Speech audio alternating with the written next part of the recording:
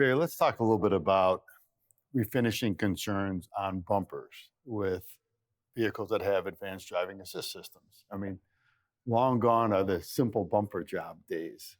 There's so many additional things that have to be considered. What are some of the steps that you take to identify all those? So what we see, especially with a lot of OEMs now, and even that OEM paint companies, they have specific procedures that you must and you must not do, okay?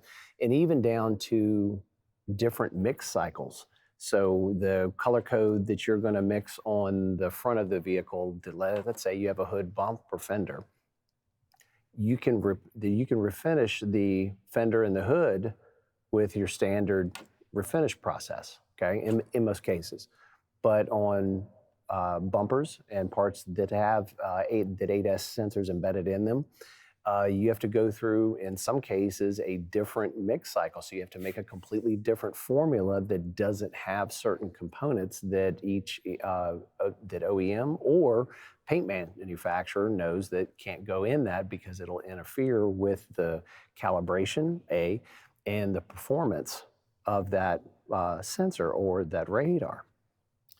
Yeah, you know, there's so many things that have to be considered and so much research that has to be done up front, and something that, you know, again, our industry typically didn't have to do, especially when it came to refinishing the vehicle. So now you've got OE requirements.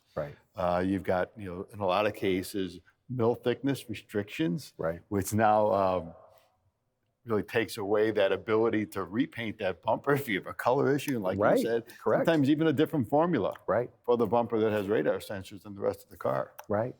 There's several OEMs that are now, that now have in their procedures that it's the plastic component or the bumper or the urethane component is a one-time refinish process.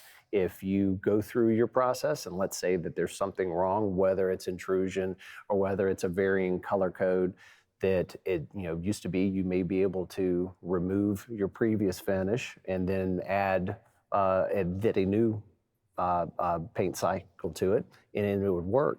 Now it's replacement of that part again. So that could mean that that the new part that your parts department just got for that vehicle, that you're having to yet buy another one just simply because of the errors that occurred. It is getting so complex today, and you figure there's a lot of spot repair artists out there in parking lots painting bumpers, and that gets a little bit scary. But the bottom line is you've got to do your homework. You got to know what you're dealing with, put the extra time in to do the research around the proper formulas, the restrictions around it, and refer to the OE procedures. Absolutely. If you found today's tip helpful, please hit the thumbs up, subscribe to the channel, and share the video. Comment below for any future suggestions. These videos are made possible by SCRS.